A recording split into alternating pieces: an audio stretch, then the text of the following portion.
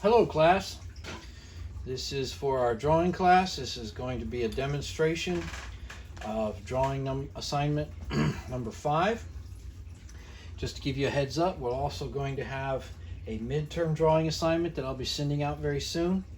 But this is for drawing number 5. In drawing assignment number 5, we're going to introduce charcoal. This is a stick of charcoal. Is that seen? Okay. Vine charcoal, willow charcoal, soft. Willow charcoal and vine charcoal are the same thing. It's just a different name, so don't let that confuse you. It's made from carbonized willow wood. It comes in various sizes. This is a medium stick. This is a small stick. You can also get them in these huge, large sticks like this. You're going to need your erasers, right? Your plastics, dead letter eraser, your kneadable eraser, and we're also introducing a new tool, the chamois. That's an old chamois, been used, soaked up lots of charcoal. Here's a new chamois, not as used. The chamois is a small piece, well, it's small because I cut it small, but it's a soft piece of leather. You can find them in hardware stores or automotive sections of places like Walmart or Kmart. I don't know if Kmart sells automotive stuff anymore. Anyway, you should be able to find it at any automotive store. They come in larger sheets about the size of a towel. Cut them up into small pieces to fit in your hand. It's good to have more than one. Don't ever get this wet. If you get it wet, you're thinking, oh, this is so dirty, I should wash it. No, don't do that, because when it dries, it becomes all hard and crusty and you can never get it soft again. And we need the chamois to be soft and supple and usable, and we use it to wipe down our charcoal. And I'll show you that in just a moment. In fact, when they get saturated like this, we can actually use them as a drawing tool. The subject matter for our drawing is going to be shoes. Look at that. See the mark I'm making? That's what I'm talking about. I got this old chamois full of charcoal dust, and I can use it in the layout stage of my composition. And I've got 3 shoes. Get yourself a collection of shoes. 3 is the minimum. 3 to 5 is good. Okay? And we want to lay the drawing out so that the objects in the composition take up or predominate through the space. We want to pay attention to the edges, incorporate the edges as well as the center. Let your marks develop in such a way that you are holding the space of the picture plane. Now this is just the beginning. I know this doesn't look like much, but it's a way to get started. I'm just using the dust to lay out the composition. Now I'm going to come in with a stick of charcoal and I'm going to sharpen some of these lines. I'm also going to block in value. Now, those of you who have been smudging with the graphite, and I've been telling you guys, don't smudge with the graphite. Use cross contour line, right? That's because graphite is a hard material. Charcoal with the chamois, vine charcoal, we are smudging. We're going to be using a lot of smudges and smears. We're using that. And I know perhaps when you were in high school taking a drawing class, somebody told you that you could blend the graphite and that was shading. Well, they're wrong. That's not how that works at all.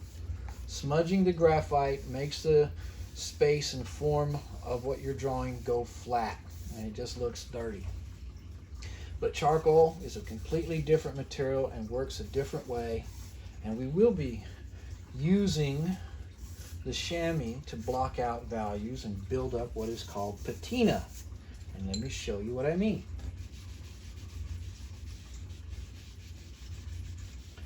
See that? Those are layers, or will be multiple layers of charcoal dust on the page, and through that we build up what's called patina.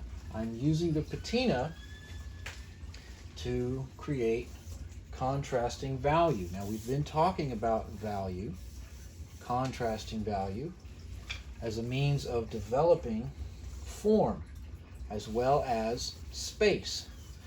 that was never more true than when we use charcoal. We're using value, okay? I am going to make use of line. I'll make use of cross contour line. I'll make use of the smudge, for lack of a better word. I'm also making use of basic shape to help me develop the form at the early stage of the drawing.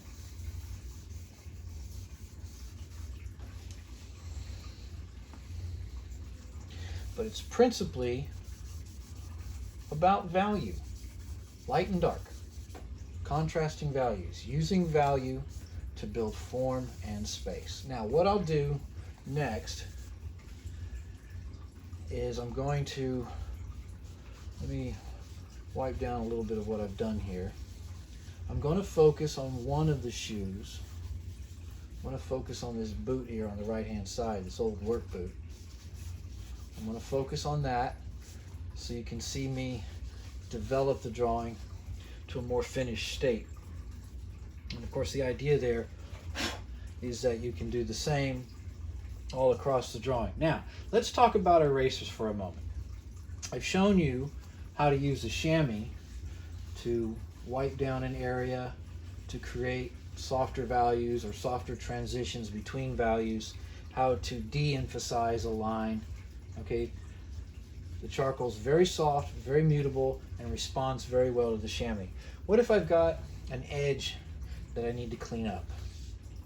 All right, that's where my eraser comes in. I need to get a sharp, clean mark. I can come back in and work it over with my eraser. I can change the edge of a shadow by cutting into where the charcoal went down.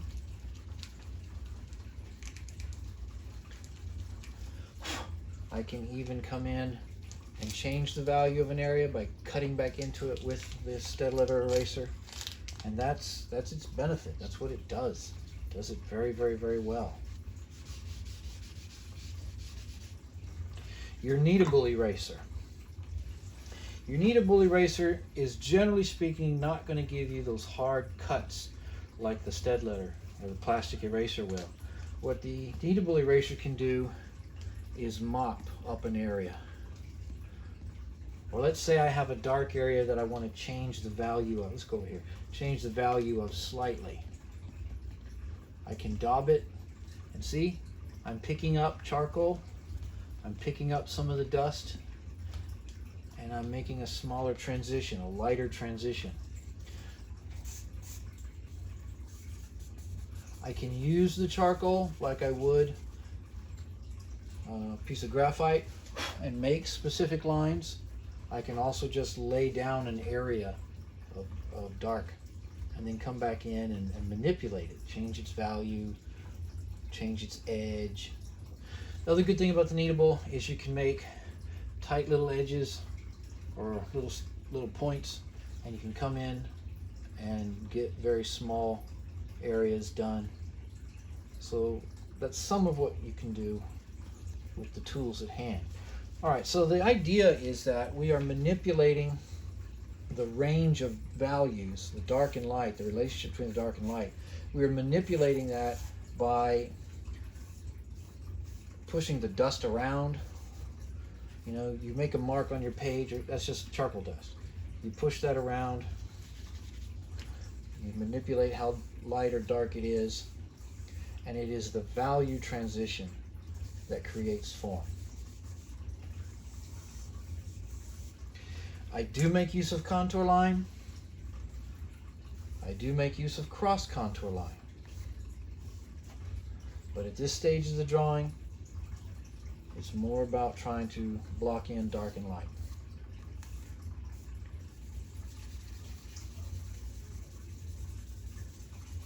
Good strong cast shadow there. Let's soften it just a little bit.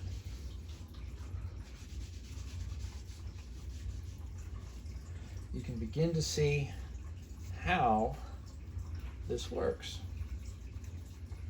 Change my cast shadow of the toe of the boot, and it transitions into this other boot toe. I've got 2 boots that are meeting at the toe, and then a tennis shoe that's in between them. So what I want to do now is describe the edges of the cast shadows and where the sole of the boot is. I've laid in those charcoal marks. They're a bit harder than I want, so I want to soften them. I'm using the chamois, softening them down just a little bit. This works in layers, one layer after another. Okay, there's my edge of my shadow, the edge of the sole of the boot, where the toe of the boot meets the sole. And I've got this dark tennis shoe right here.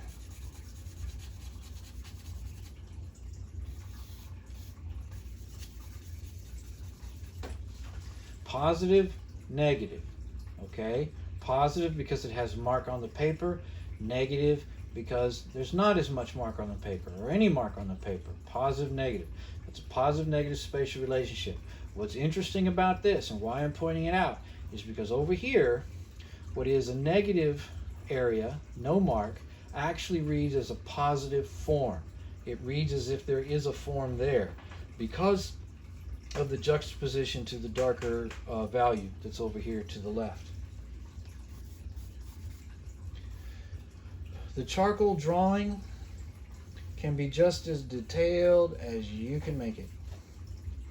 All right, just because it's a softer medium, a more mutable medium, does not mean that it is less expressive. Just the opposite. It is very expressive.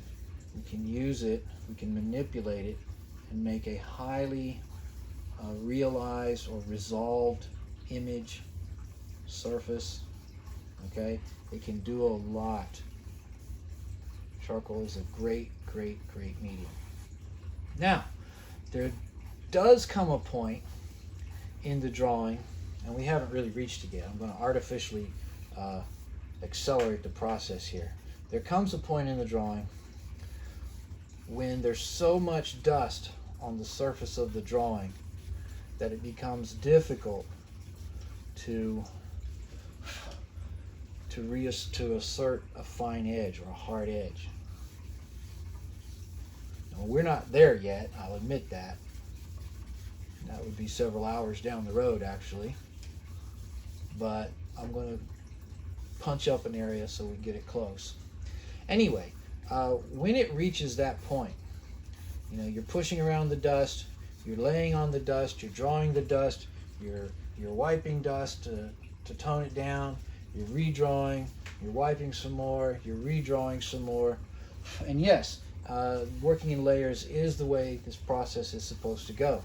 However, like I said, there comes a point at which it becomes saturated and you're not seeing the same types of responses that you did at the beginning of the drawing. In other words, you may not be able to get as clean of an edge. Okay, in that event, or when that happens, ta-da, Conte! Conte is nowhere near as soft a medium. This is pigment, okay, black pigment that's been compressed, and there's a little bit of a binder in it so that, you know, it holds together. It's dust, okay, but it's not dust the same way this is dust, okay. This is wood, this is pigment, probably some sort of mineral pigment. Anyway, it makes a hard black mark.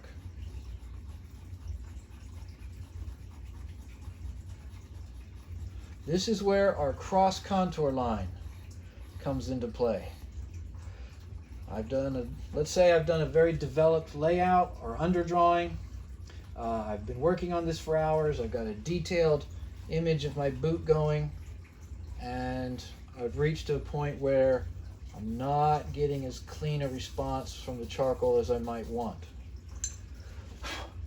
This is where I can introduce a little Conte and get a sharp, hard edge. You do it where it's needed.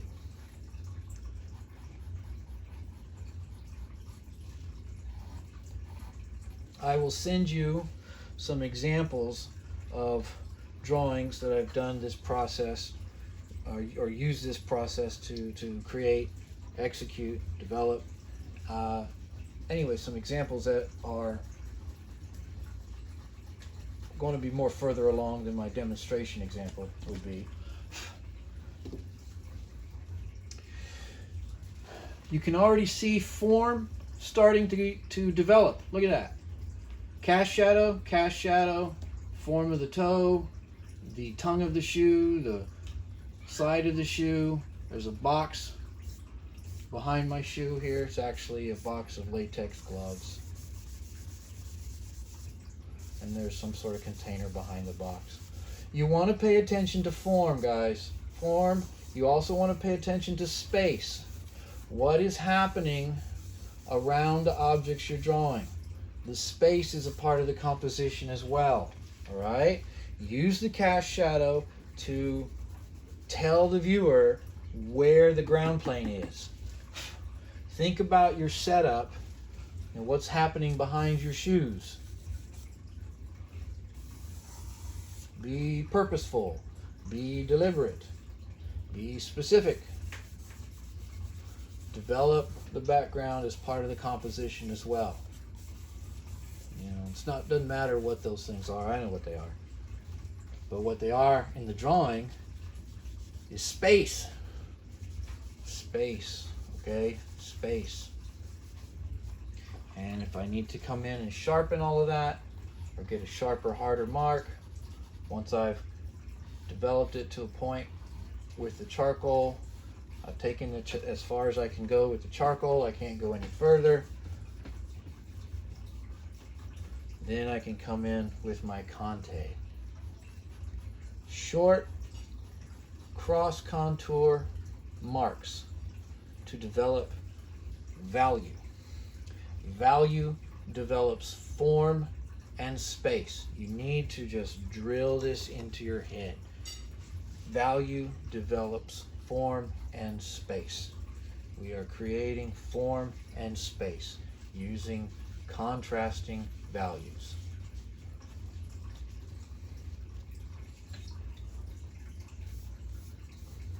So at this point in the drawing, I've got a pretty good idea of my composition, and it's just a matter of working through the composition, developing the composition, developing the areas of the composition, developing the various elements, the visual elements, the things that I'm drawing, what am I referencing, developing that,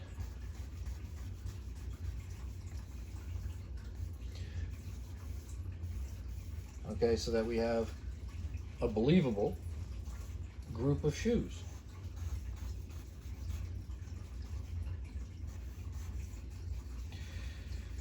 Yes, I will use contour line. Remember, a contour line describes the outer edge of a form, whether it's a bootlace or the edge of a piece of leather or the edge of the boot itself. Contour line describes the outer edge. Yes, I will use cross contour line. I can use cross contour line to build value, to build up an area, okay? To build up the tonal value of an area. That's cross contour line. Yes, I will use my chamois and change, soften a line, redevelop an area, add a layer, okay, add a layer if need be. I will use my kneadable eraser to come in and create an area of lighter value inside a darker area of value, all for the purpose of developing form. Light, dark, light, dark, light, dark. That's what gives you form, is the relationship between light and dark. I'm jumping around a little bit because I want you to see some of the other areas. There's a real good cast shadow of this leather boot. I got this black leather boot over here. It's a woman's shoe, and the top part of the shoe flops over in a rather interesting way. And the underside has this nice hard shadow that'll probably come back in with Conte. When you are creating a cast shadow, if you look real hard, you'll notice that even a dark area is not necessarily uniformly dark. It has a range of values within it. And a good rule of thumb to remember is that your darkest darks will sit next to your lightest lights. So I've got light hitting the ground plane on the edge of the heel of this boot.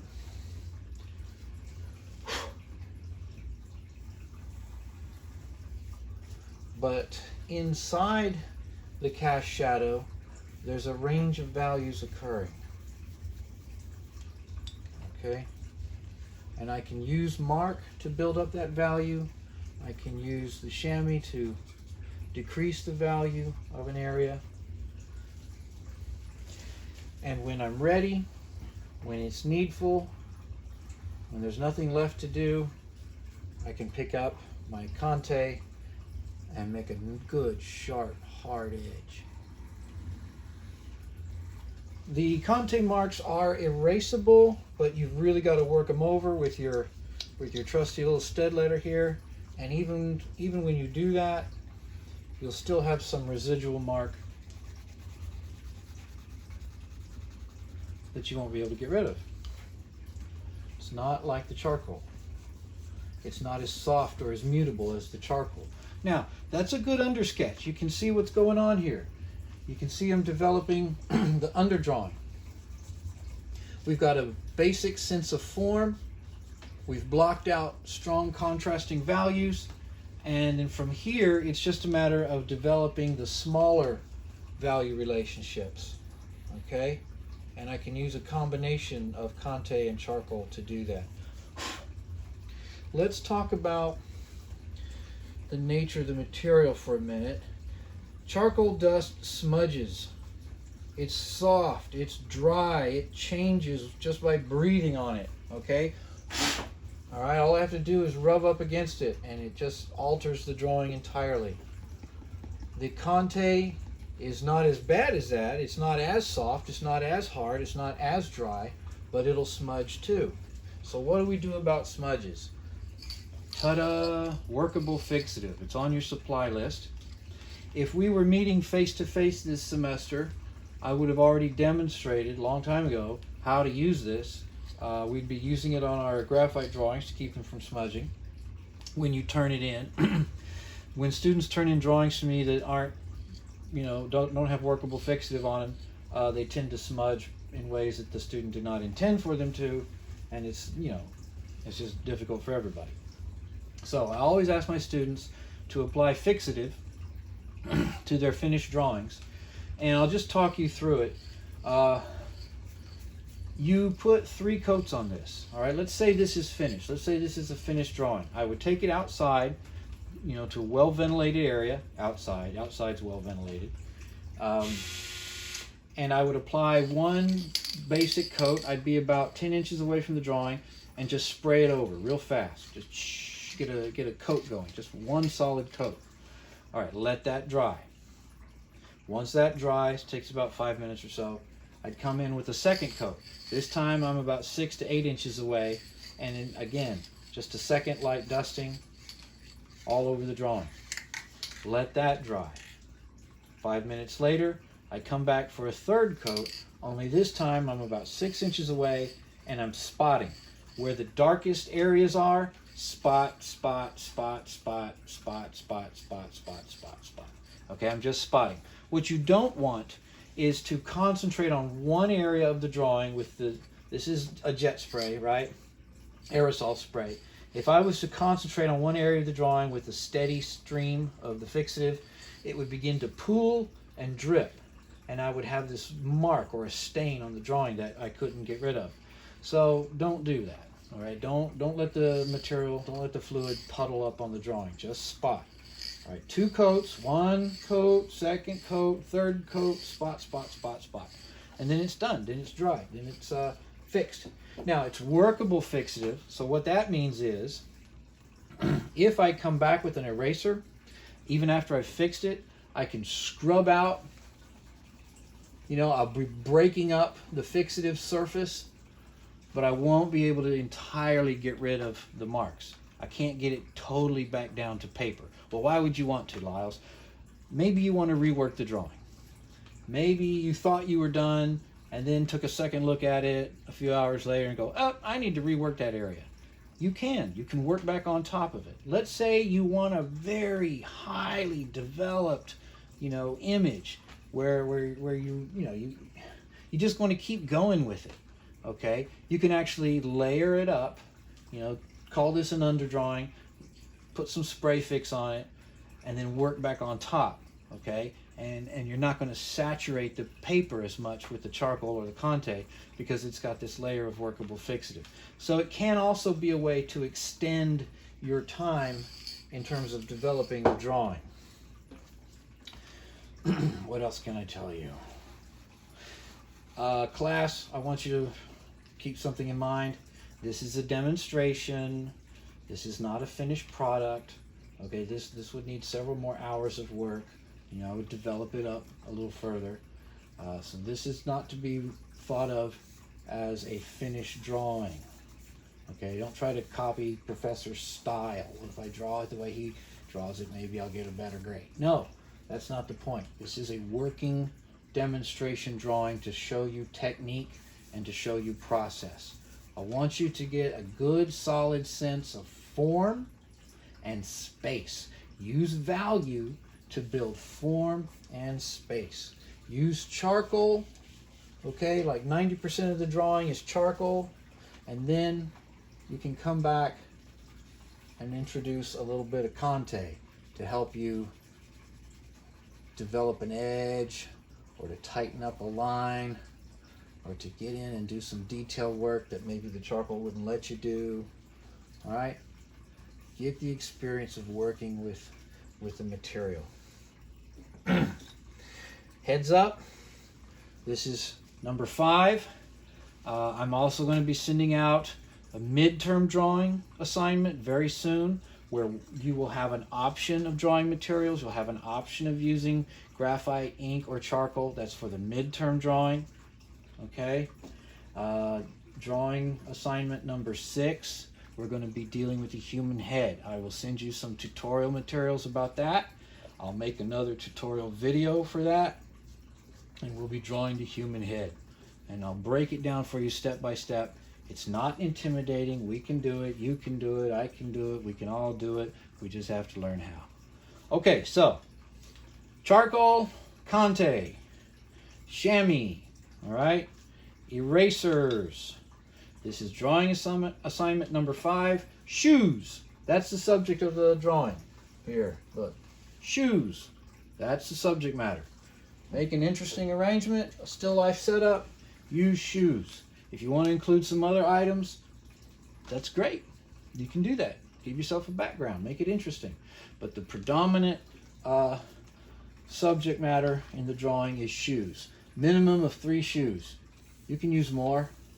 Okay? Shoes are great. We all have a good idea how big shoes are. Shoes occupy space in an interesting way. Shoes give you an opportunity to really hone your skills in regards to building up value. Form and space through value. I can't stress it enough. All right, that's number 5. That's a video for this, and I'll send it to you as soon as I can get it out to you. Thank you.